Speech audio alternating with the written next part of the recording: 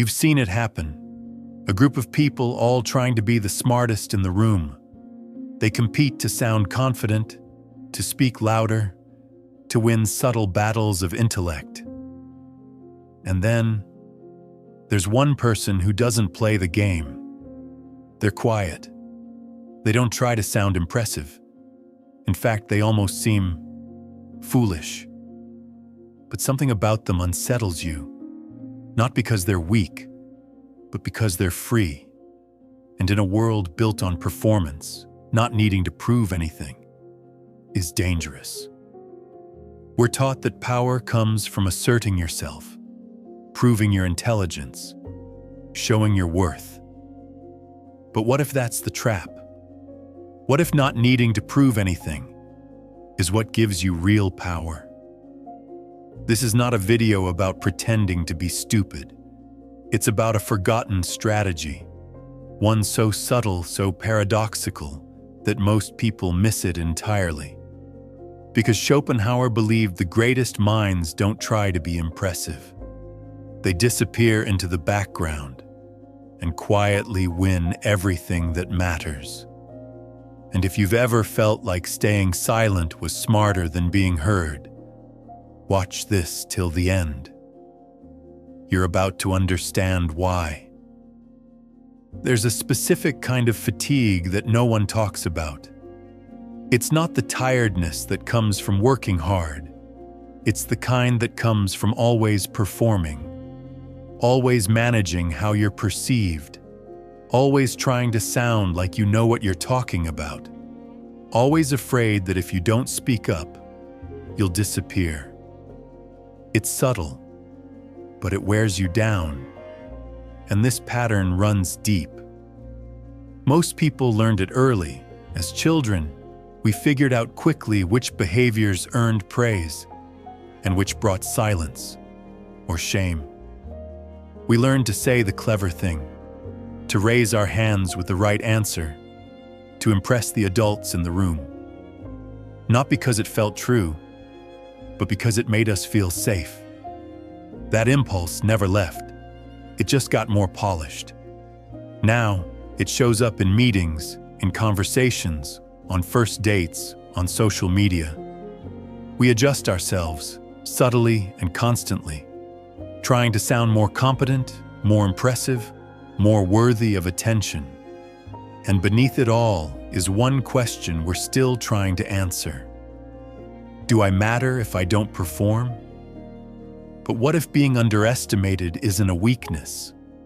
What if it's a shield, a strategy, a doorway to something most people never get to experience? Schopenhauer believed that the need to appear intelligent is one of the most dangerous traps in human psychology. Because the more you seek recognition, the more power you quietly hand over. And some people, the rare ones, have figured this out. They stop playing the game. They let others assume what they want. And in doing so, they gain something most people never even realize they've lost. There is a hidden pressure most intelligent people carry, the need to be seen as intelligent. It sounds harmless, even natural. But underneath, it reveals something more fragile, a quiet dependency on validation. Whether it's in conversation or competition, many feel a compulsive urge to signal competence, to correct others, use precise language, or make their value visible. But the irony is devastating. The more you try to appear competent, the more others instinctively resist you. This is because perception isn't passive, it's territorial. When someone signals superiority, others subconsciously experience it as a challenge. It creates tension, not just socially, but psychologically. People begin to scan for flaws, ready to bring you down, not because you're wrong, but because you've risen too far above the invisible line of comfort. Now picture the opposite. Someone who doesn't posture, who listens more than they speak, who doesn't interrupt or demand attention. That person doesn't trigger resistance, they disarm it. And in that quiet, something rare happens. People open up. They drop their guard. They reveal more, not out of trust, but because they feel unthreatened. Psychologists call this low-threat social presence. But Schopenhauer might have called it something else.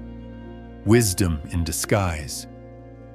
Because the person who can hide their intelligence without losing it is the one who moves freely. Not bound by the spotlight, not caught in performance. They gather information others miss, not because they're louder, but because they're overlooked. And in that invisibility, there's something far more powerful than applause. There's clarity, there's safety, and there's leverage. Arthur Schopenhauer had no patience for illusions.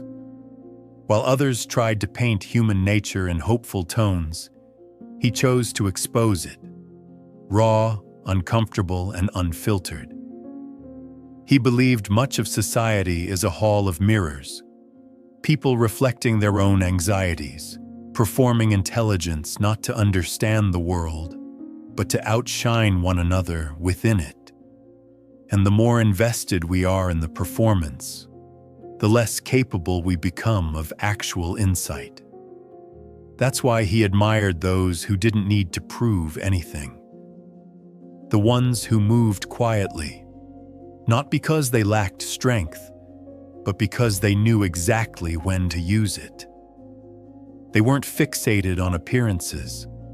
They were tuned into reality, able to observe what others missed because they weren't performing for anyone. Socrates mastered the art of disarming ignorance. He claimed to know nothing, not out of false modesty, but to draw others out. He asked questions, not to assert his superiority, but to guide people towards seeing their own contradictions. His strength came not from stating truth, but from helping others stumble into it themselves. Sun Tzu approached wisdom like a strategist. In The Art of War, he wrote, "Appear weak when you are strong." For him, concealment wasn't cowardice, it was control. When your strength is invisible, resistance never activates. You control the timing, the terrain, and the terms. In the realm of social dynamics, the same principle applies. Concealment is leverage. Then there's Diogenes, the so-called madman of Athens. He rejected wealth, mocked power, and lived in a barrel. To many, he looked like a joke. But when Alexander the Great offered him anything in the world, Diogenes didn't flatter. He simply said, "Move out of my sunlight." That wasn't arrogance. It was self-possession. A man who needed nothing, not even recognition. Each of these thinkers embodied a different version of the same truth, that power doesn't come from being seen. It comes from seeing clearly. And Schopenhauer's warning becomes sharper. The pursuit of recognition doesn't empower you. It binds you. But the person who can wear the mask of the fool and never feel the need to take it off isn't weak. They're free. There comes a moment, if you're lucky, when you realize how much of your energy has gone into managing perception, not learning, not connecting, just managing. It happens subtly. You phrase things just right. You highlight certain stories. You avoid admitting what you don't know, all to maintain an image, an impression of competence, control, and worth. But eventually, something breaks through. You realize none of it brought you closer to yourself. You weren't becoming anything. You were just trying not to disappear. It's even more obvious online. There, performance becomes a loop. curated intelligence, visible opinions, carefully timed insights. But the goal isn't clarity, it's attention. Not to think, but to be seen thinking. Schopenhauer saw this hunger to be admired as one of the most dangerous forms of dependence. Because the more you build yourself around being impressive, the more fragile you become. Every comment feels personal. Every disagreement feels like a threat. You don't grow, you defend. But the moment you stop trying to impress, a strange thing happens. You start noticing the noise, and more importantly, you stop adding to it. You no longer feel the urge to correct everything, prove anything, or explain yourself to people who aren't actually listening. Your mind stops racing to protect your identity. You begin to listen, to observe, to understand. And with that stillness comes a new kind of clarity. The kind that's not loud or dramatic, but quietly undeniable. You notice how often people speak to be seen rather than heard. You see how fragile ego makes otherwise intelligent minds rigid and defensive. And for the first time, you realize how much energy you used to spend performing thoughts instead of having them. This isn't withdrawal, it's precision. You're not shrinking, you're sharpening. You become the one who doesn't have to win every room, because you've stopped needing rooms to prove your worth. That's what Schopenhauer points us toward.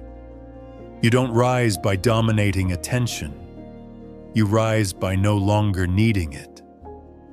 There is a strange kind of power that comes from letting people underestimate you. It's not passivity. It's not deception. It's the quiet strength of someone who no longer needs to be noticed. Because when you stop trying to be impressive, you start becoming perceptive. When you stop chasing validation, you begin to move with clarity. And when you're no longer afraid of being misunderstood, you stop being controlled by appearances. The greatest minds didn't demand to be recognized. They weren't loud. They weren't polished. They simply allowed the world to misread them and used that space to see more clearly. So the next time you're overlooked, let it happen. The next time someone assumes you're less, leave the assumption untouched. There's power in not correcting them. There's peace in watching without needing to be seen. You don't need to raise your voice to be heard. You don't need to be spotlighted to have insight. You don't need to be approved to be real. Detachment isn't absence. It's depth without display. It's the stillness beneath the noise.